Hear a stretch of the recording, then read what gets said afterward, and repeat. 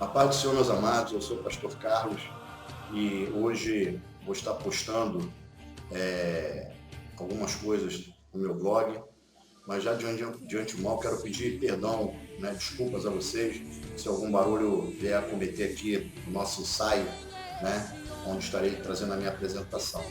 Mas gostaria de orar primeiro, pedindo direção a Deus, porque nós necessitamos da direção de Deus para aquilo que nós vamos falar para vocês, para que vocês venham a entender. Então, desde já, eu quero que você apoie a mão no seu coração e vamos orar, fazer uma breve oração, pedindo a Deus para que você compreenda aquilo que nós havemos de falar. Senhor, meu Deus e meu Pai, nesta hora estamos diante da Tua presença e te pedimos, ó Deus, que Tu venha abrir a mente daquele que estará, ó Deus, participando conosco, Senhor, desta primeira mensagem que queremos trazer no dia de hoje. Ó Deus, que elas possam usufruir, ó Deus, e sentir a Tua presença, Senhor, nas palavras que forem ditas e possam fazer comentários positivos, ó Deus, de ensinamento até mesmo para as nossas vidas, porque necessitamos, ó Deus, não somos o dono da verdade. Ó Deus, e te pedimos a Tua orientação em nome de Cristo Jesus, nosso Senhor. Amém, amém. Meus irmãos, hoje eu quero falar para você sobre o tema, um tema que na igreja, nas nossas igrejas, tem sido colocado em várias circunstâncias, que é chamado o mal fantasiado do bem.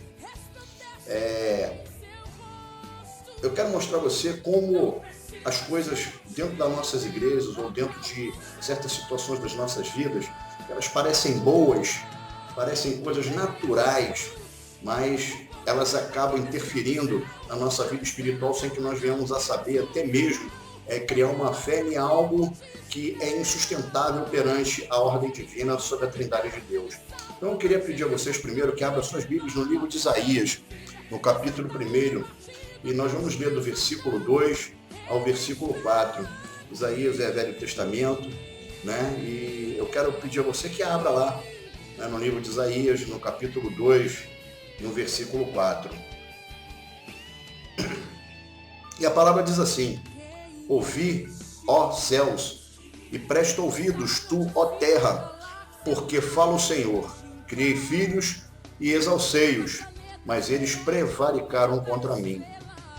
O boi conhece o seu possuidor e o jumento a manjedoura do seu dono, mas Israel não tem conhecimento, o meu povo não me entende. Ai da nação pecadora, do povo carregado da iniquidade, da semente de malignos, dos filhos corruptores, deixaram o Senhor, blasfemaram do Santo de Israel e voltaram para trás. Eu quero chamar a atenção para você sobre a ênfase do seguinte: Isaías, o nome Isaías significa o Senhor salva. E nós estamos vindo aqui para falar de salvação, não trazer intrigas, dissensão, partido próprio, intemperança, não, nada disso. Nós queremos falar de salvação. E o ministério de Isaías começa em 740 a.C., no ano da morte do rei Uzias. Isso é importante, você depois pode conferir isso no mesmo livro de Isaías, no capítulo 6, no versículo 1. Isaías, capítulo 6, versículo 1. E Isaías tinha visões de Deus e eventos futuros, de coisas tremendas que iriam acontecer e de coisas tremendas que estavam para acontecer. E Isaías alertava o povo, sobre a vinda de Jesus, sobre o ministério de Jesus. Mas nós vamos entrar num dilema que está lá em 2 Pedro 1, 20 e 21, que afirma justamente sobre isso, que nenhuma profecia é produzida pela vontade do homem, mas pelo Espírito Santo.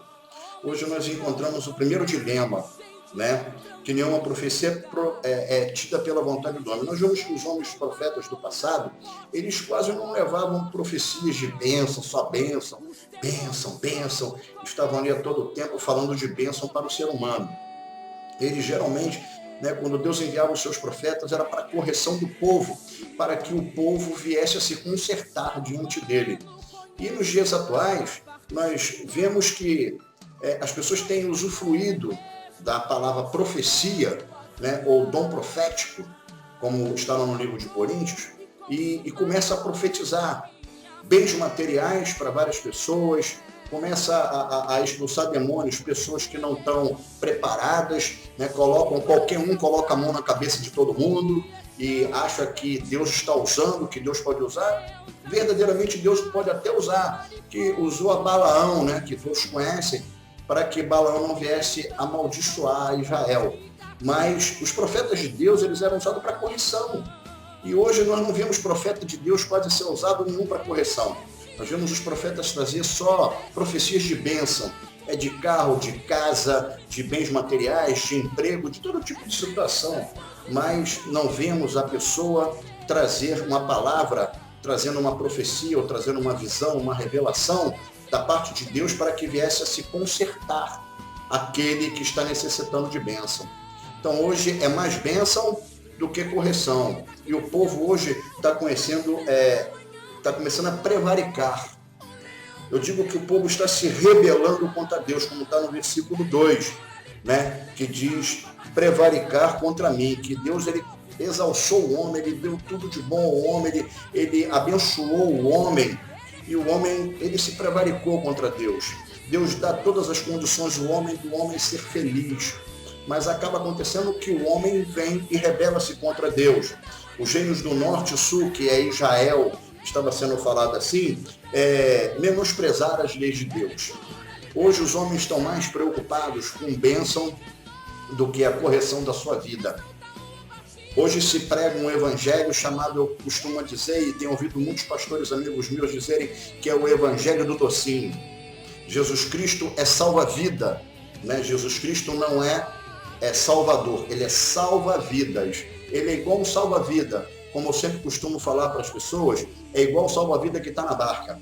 Todo mundo entra na barca, vai atravessar um rio, ou então aqui no nosso estado, no estado do Rio de Janeiro, eles vão atravessar a Baía de Guanabara, todos entram na barca, mas ninguém para ficar olhando aonde está o salva-vidas. Mas quando a barca começa a afundar, todos correm e procuram o salva-vida e colocam aquele colete salva-vida e se atiram na água e se salvam. Mas quando termina aquele ciclo de salvação, elas chegam num lugar seguro, onde a sua bênção foi conquistada, a sua vida está segura, ela pega e joga o colete do lado. Assim muitos fazem com Jesus. Muitos só querem Jesus para a sua bênção da sua vida material. E quando tem a bênção material, ela pega Jesus é uma bênção na vida dela. Enquanto elas estão necessitando e Jesus está abençoando, é uma bênção na vida dela. Mas um dia que há uma falha, né, que eles dizem que é uma falha, eu não digo que é uma falha, mas muitas das vezes uma correção de Deus para com o homem, e o homem começa a passar certos tipos de necessidade, certos tipos de luta, ele se vira as costas contra Deus e Jesus já não presta mais. A igreja que ele está não presta mais, o pastor que estava na igreja dele não presta mais, porque se apegam a pregações lindas, maravilhosas, como na Bíblia diz que nos últimos dias apareceriam falsos profetas, como também apareceriam pessoas que pregariam, o conhecimento se multiplicaria. E devido a esses conhecimentos se multiplicarem dentro das nossas igrejas, muitas pessoas estão sendo enganadas por esses conhecimentos que acham que vêm de Deus. Então, a serpente no jardim do Éden, astutas, lá no Gênesis, capítulo 3 primeiro, diz assim, ora, a serpente era mais astuta que todos os animais do campo. Então, quer dizer, o diabo ele é astuto, o diabo ele não vai se apresentar, né? Ou ele não vai trazer para você, mostrar para você, né, a figura dele através de uma cobra, ou através de um elemento cheio de tatuagem, ou em qualquer outra situação que você saiba que é o diabo. Ele astutamente ele tem entrado nas nossas igrejas. Lá diz assim, porque de dentro do coração do homem, né, como está em Mateus 7, 21, 23, eu vou ler para você, né, Mateus 7, para não ficar nas minhas palavras. Né, lerei para você Mateus 7, 21 a 23, diz assim, né, porque dentro do coração do homem, Mateus 7, 21, 23, diz assim, nem todo o que me diz Senhor, Senhor entrará no reino dos céus, mas aquele que faz a vontade de meu Pai que estás nos céus. Muitos me dirão naquele dia, Senhor, Senhor, não profetizamos nós em teu nome, em teu nome não expulsamos demônios, em teu nome não fizemos muitas maravilhas. E então lhe direi abertamente, nunca vos conheci, apartai-vos de mim, maldito, que praticais a iniquidade. Então, muitas pessoas estão sendo enganadas pelo diabo, né? E está havendo uma coisa chamada psicologia na igreja. E é isso que eu quero dizer para você. A psicologia, ela tem entrado e tem mostrado coisas terríveis. Existe um livro escrito por um autor chamado David Hunt, que se diz A Sedução do Cristianismo, que fala sobre a entrada do positivismo, do budismo, do islamismo, do hinduísmo, em certas situações dentro das nossas igrejas, né? E a psicologia na igreja, né, ela entra através da psicoterapia, procurando melhorar o alto ego das pessoas com conceitos antibíblicos, né? O amor próprio, a autoestima. Se você depois tiver tempo, você pode conferir esses textos. Amor próprio, que está lá em 2 Timóteo 3, de 1 a 2. A autoestima, né, que é a soberba. O homem acaba ficando soberbo devido àquilo tudo que ele ganha. Está lá em Ezequiel 28, de 11 a 19. Você vai ver que são coisas que falam contra esse tipo de situação. A autovalorização, a autorrealização, a autoimagem. O homem hoje precisa aparentar uma autoimagem. Conheci pastores que não sabiam nem ler nem escrever, como o falecido pastor Soledad, que era da Igreja Assembleia de Deus ali em Santa Luzia, um dos fundadores, pastor presidente daquela igreja. E eu queria dizer para você que eram homens que não sabiam nem ler nem escrever, não tinham situações de conhecimento teológico. Inclusive tem uma história que ele mesmo contou para mim e outras pessoas há muitos anos atrás, onde própria parentela dele, o filho dele chorou num dia que foi apresentado num culto, né, ele mesmo comentando aquela situação que estava sendo acontecido, mas que não vem ao caso agora. E por quê? Porque muitas pessoas acham que fazer um curso seminário leva você à condição de ser pastor, ser um homem inteligentíssimo, né, e fazer um curso de psicologia, filosofia, o que seja. Mas na verdade, meus irmãos, a palavra psicoterapia vendeu a imagem para a igreja de andar conforme a Bíblia. E essas situações que eu falei para vocês, ela se apresenta num valor psicoterápico, né? Então eles se dividem com coisas de dinâmicas de grupo, apresentam grupos de encontro, né, que surgiu em 1960. Tem muitas formas de terapia, os grupos de treinamento, os grupos de conscientização, laboratório de sensibilidades, Gestalt. Esses grupos tentam mostrar como a sabedoria humana complementa uma obra da Trindade. Muitas pessoas acham que já participaram de viagens dizendo assim, nós vamos passar 3 dias num determinado lugar e ali Deus vai operar. Deus vai operar naquele lugar, o Espírito Santo vai operar, vai mudar a sua vida. Se você parar e não está bem, isso é uma coisa psicológica. Porque o Espírito Santo de Deus, ele muda a tua vida a qualquer momento, na hora que ele quer, do jeito como ele quer. Basta você querer. Não precisa você ir para lugar, passar 3 dias, 4 dias, 5 dias. Basta você orar, buscar a face de Deus, buscar a presença de Deus. Jesus Cristo não ficou levando multidões para passar 3, 4 dias com ele em lugar nenhum. A multidão é que seguia ele. Ele buscava ensinar, os seus ensinamentos eram tão simples. E hoje os homens vêm com psicologia, filosofia, reuniões, laboratórios, vamos reunir conferência de libertação, conferência profética. E onde estão as palavras que dizem assim, se o Filho vos libertar, verdadeiramente sois livres? Onde estão essas palavras que o nosso mestre nos deixou? Hoje, eles colocam a regressão, a teoria de prosperidade pregada por muitos pastores, que igreja grande é que está o Espírito Santo de Deus, que igreja pequena tem que fechar. Que se a igreja está crescendo, os bancos estão ficando lindos e maravilhosos, a igreja está se tornando uma mega igreja, o Espírito Santo está ali. Meus irmãos, é mais fácil passar um camelo no fundo de uma agulha do que o rico entrar no reino da glória. Jesus Cristo não veio para templos vultuosos. Ele não diz que veio para os sãos, ele veio para os doentes. Ele não veio para os ricos, ele veio para os pobres. Não são os pobres do Espírito. Não estou dizendo que ser rico é errado, não. Ter dinheiro não é errado, não.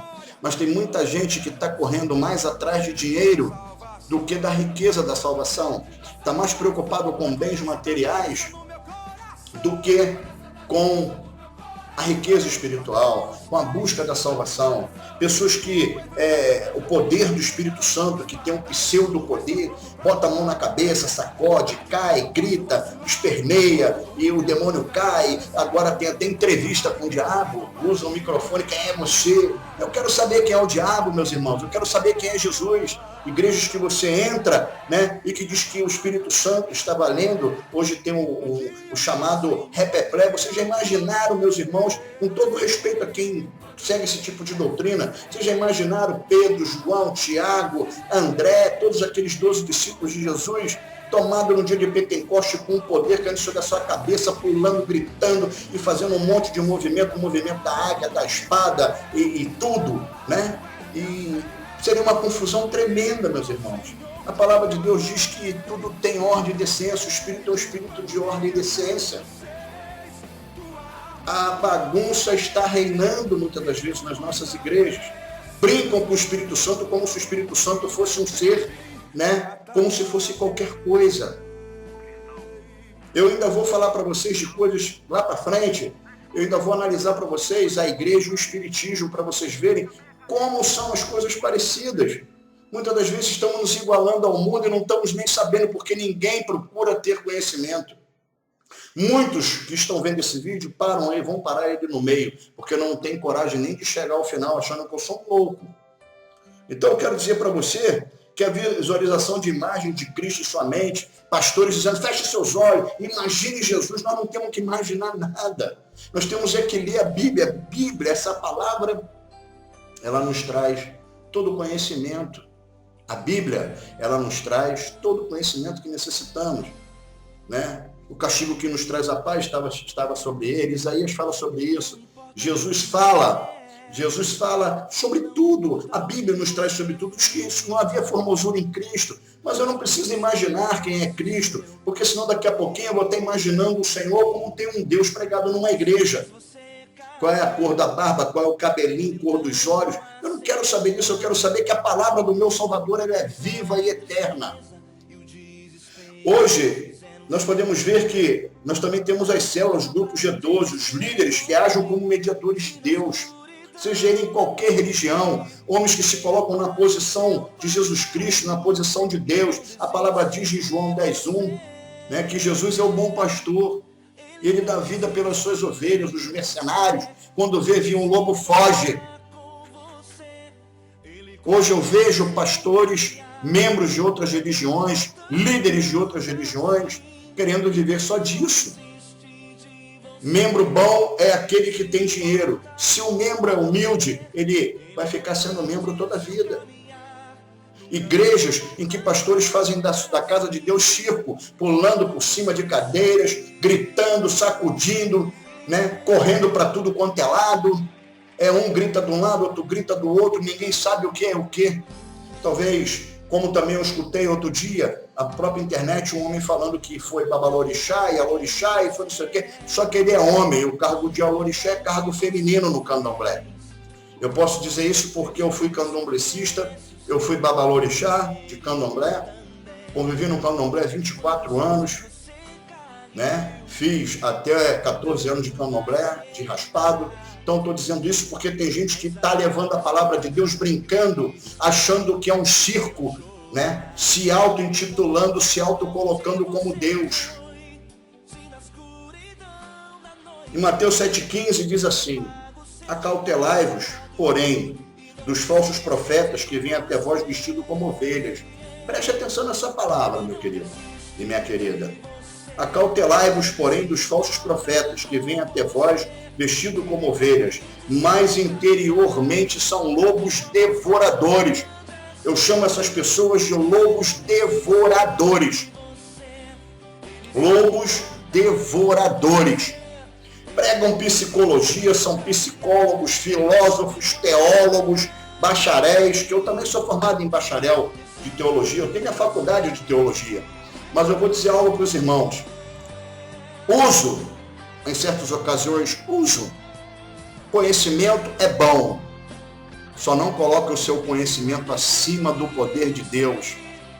E muitos têm colocado filosofias vãs de conhecimentos seus próprios à frente da palavra de Deus.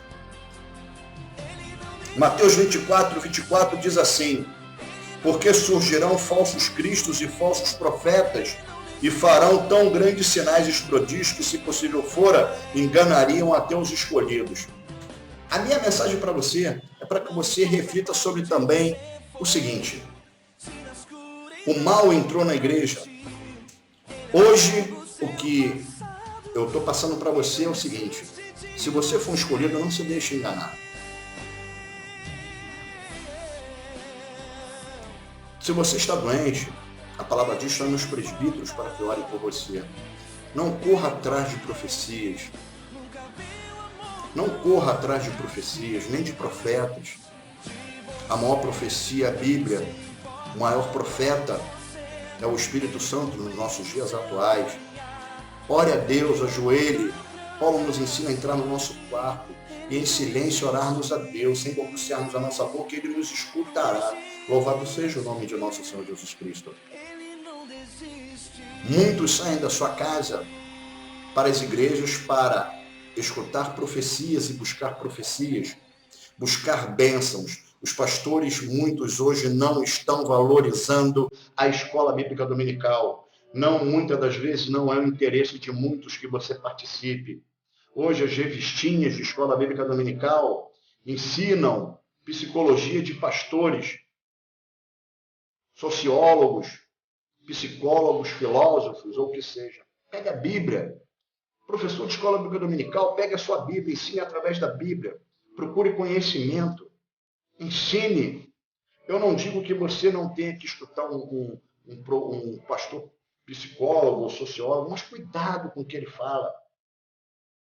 Há poucos dias, teve uma pessoa, que eu não vou dizer o nome, que é um evangelista, disse que estava copiando, tomando para si aquilo que um outro pastor falou para ele. Então ele não teve capacidade de procurar dentro da palavra de Deus aquilo que é bom para ele.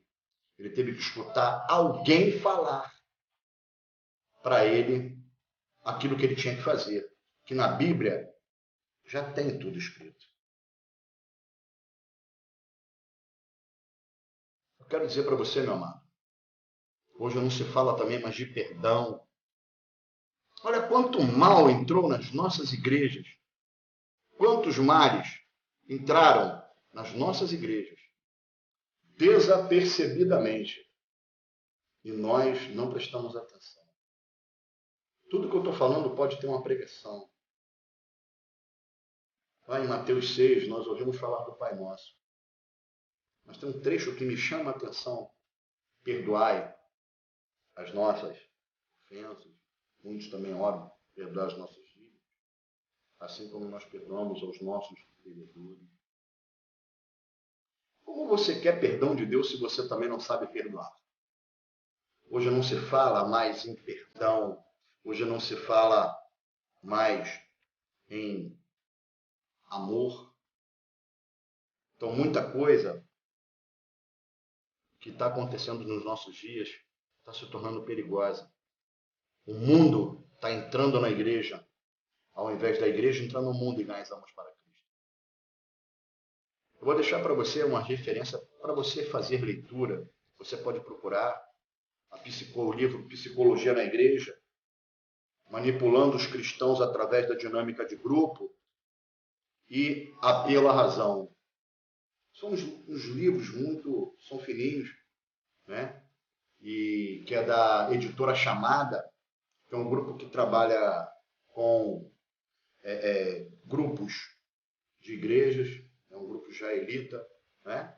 Também, que fala alguma coisa sobre Israel, se você quiser ter algum conhecimento.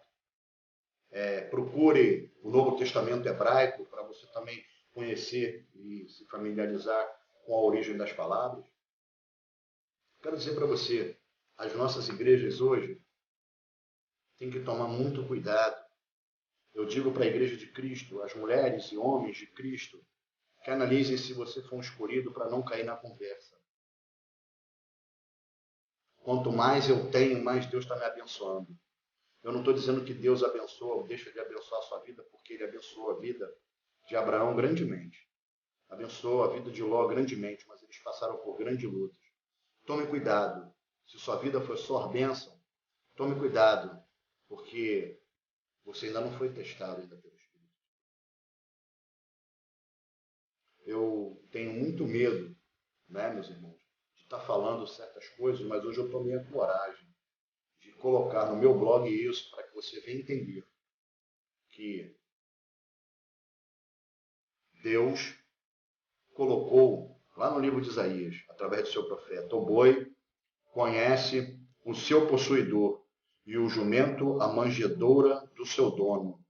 Mas Israel não tem conhecimento. O meu povo não entende.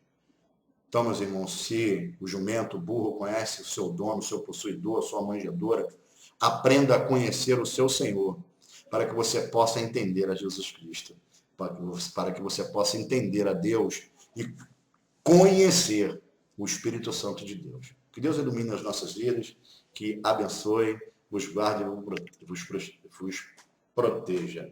Então, irmãos, é isso. Na próxima semana vem a continuação de hoje, mas com outras palavras e outros ensinamentos, né? E eu agradeço a todos em nome de Jesus. Amém? Que Deus abençoe e até a próxima semana.